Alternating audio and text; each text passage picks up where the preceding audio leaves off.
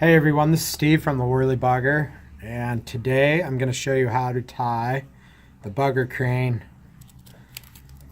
So we start off with the same hook that I showed you how to tie the Timbo crane with. It's the Gamakatsu keel balance hook, C13U.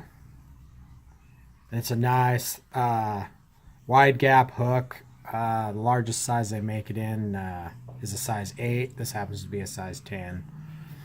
So put your hook in your vise, get it centered and straight how you like it.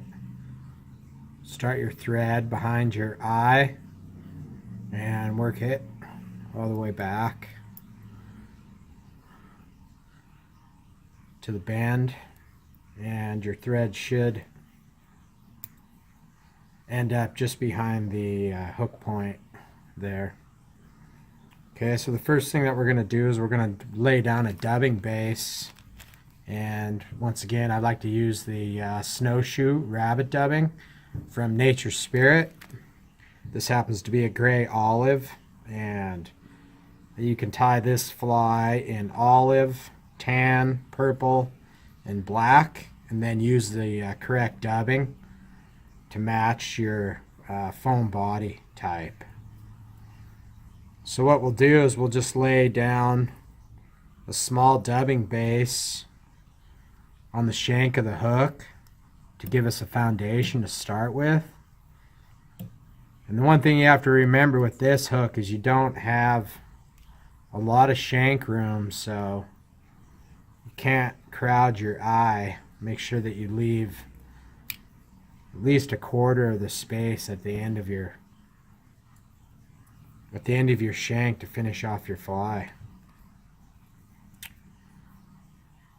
So this fly built a little bit differently. It's built with foam cylinders. This one happens to be a 3/16, or excuse me, 1/16. And the first thing that you want to do is trim off the end at an angle so it looks like this. And then what I like to do is just take a black permanent marker and cover the end tip like so. You can do it at the end, but it's a little bit easier to do it at the beginning. So once you have it, you want to lay the foam cylinder down on top of your shank and get your proportion of how you want it to look. It should be about the same length, twice as long as your shank of your fly. Make sure that the cut end of the foam is facing down, and bind that cylinder to the shank, and then cut off your excess piece there, and then bind the rest of it down so it stays in place and doesn't slide.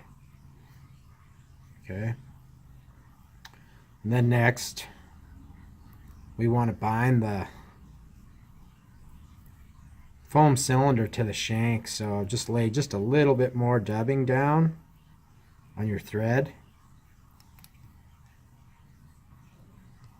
go underneath so you don't have a bunch of thread sticking up. Go back to the band and tie in your foam base. That way the body of the fly won't move around when you're fishing it. And then I like to do is just lay a half hitch down, and then you can cut your thread and reestablish it at the front of your fly. That way you don't have any thread markers showing through. Okay, so the next thing that you're going to use is a piece of floating yarn, polypropylene yarn, to match the wing. This happens to be a dun color.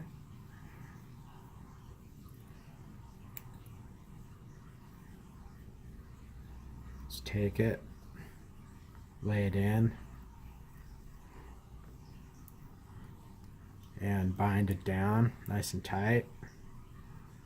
And then anything hanging off the front, you want to snip that out, get rid of that.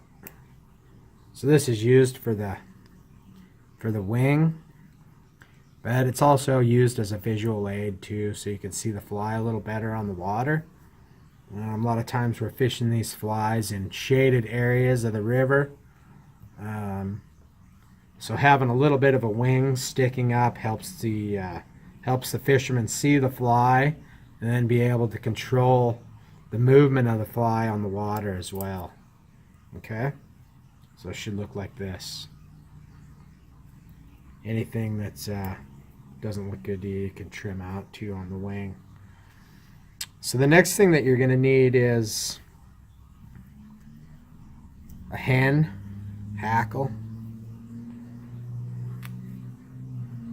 in dun color that looks like this. What you're going to do is you're going to strip all of the material and exposing the quill. Okay, so you're going to want 2 of these. Expose them, and then we tie knots in them, and we use these for our legs, so they should look like this. So 1 whole stem. Okay, I've done it beforehand just to kind of speed the video up, so you don't have to sit there and watch me for 5 minutes. So once you have your leg, can take and make sure it's even. I like to just put a little bit of a notch right in the middle there where I'm going to lay it against the body. Lay it against your side. Make a couple of thread wraps and get the quill where you want it. And then make a few more, tightening it down. Okay, so that side should look like that. And then same thing on the other side.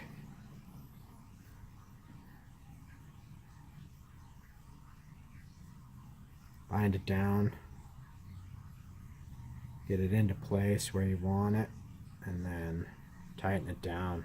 Don't worry about if the legs are kind of sticking out funny. You can take and around a figure 8 if you want, but we're going to use some dubbing too. When we get further into the fly to kind of help spread the legs and give it more of a silhouette presentation.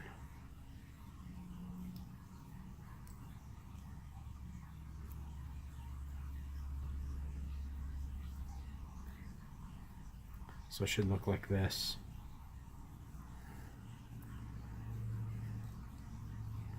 Work your thread back.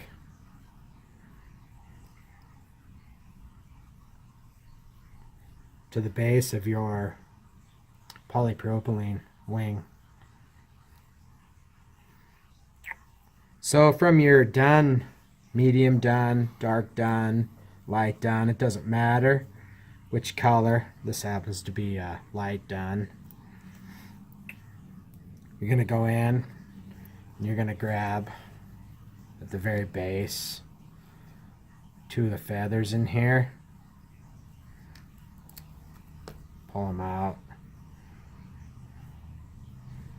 and then these are going to be your wings. Once again, I've done that ahead of time, and strip off any of the excess. Get a measurement on your fly of how you want your wings to be. The wings are important on this fly because it's, like I was saying earlier, it's a silhouette fly.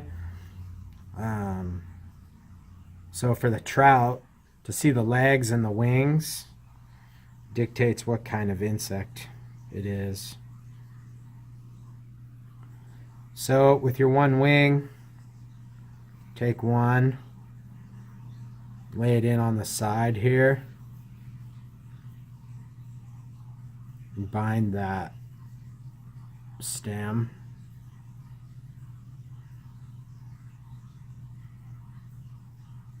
So it should look like this.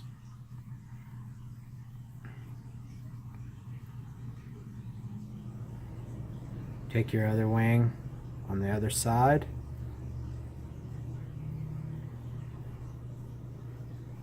Lay it down. And then you can lay a thread base. Watch your legs in there. Pull them out of the way. And then you can bind those down. Your wings are now in place. So you can see how the fly is coming together.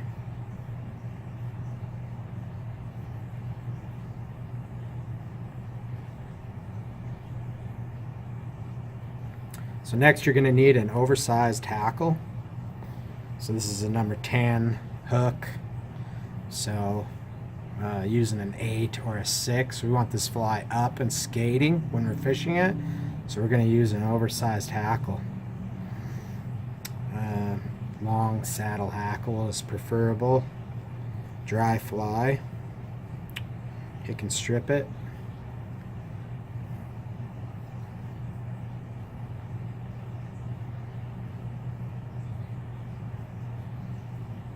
Take your thread back and tie in your stem of your feather there.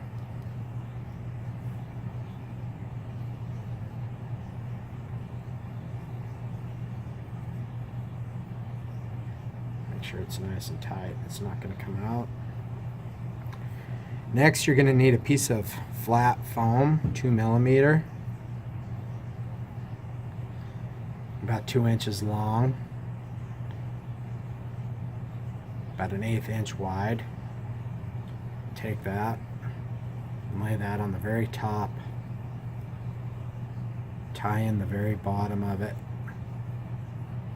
to the front of your fly. So it should look like this.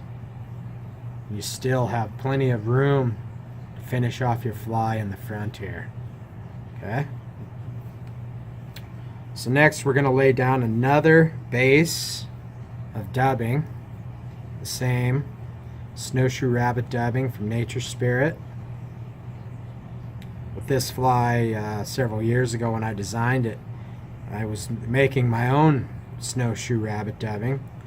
But thanks to Joel at Nature Spirit, he has taken that part of the job out for me. So thanks, Joel.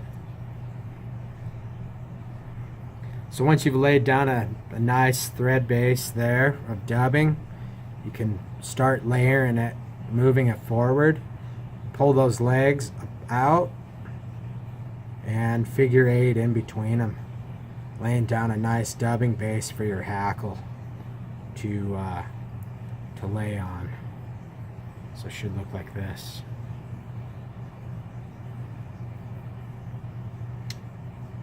Next, we'll take and wind our hackle around and try to keep it nice and tight. You want to get as many wraps with the hackle forward as you can, because once again we want this fly skating and moving like the real thing. Okay, so once you've come to the front there, bind that down.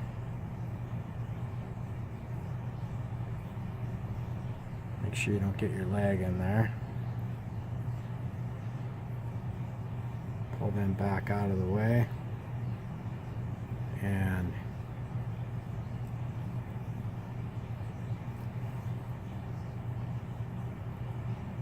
bind it nicely to the shank, and then trim any of that excess out of there that might be trying to block your eye.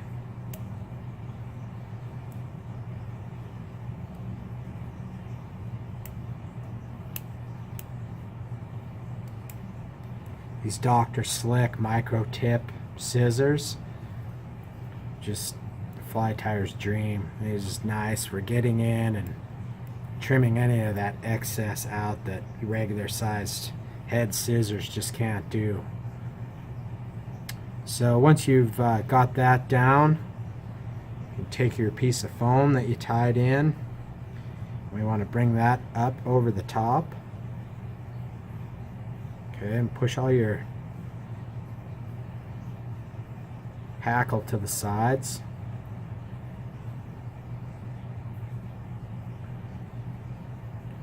And then pull it all back out of the way of the eye, and then bind that. That's going to help skate the fly and create a wake. Okay, so when you trim this off,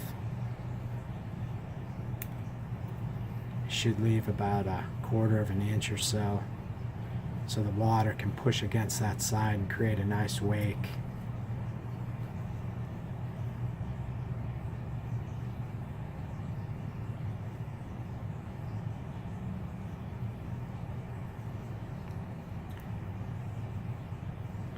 Make a couple of thread wraps and then half hitch or whip finish it, whichever you prefer.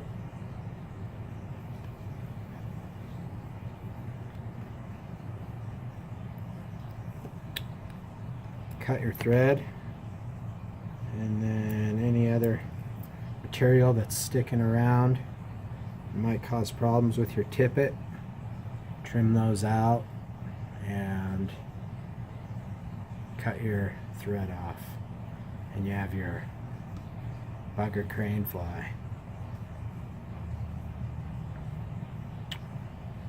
So give it a try. It's a fun one to tie, and it's even funner to fish. Works great in the fall when we fish it here on the Yakima River, September and October. And if you have any questions, feel free to give us a call here at the Pro Shop. If you want to purchase any of these materials, they're all available at the bottom of the video. Thanks for watching.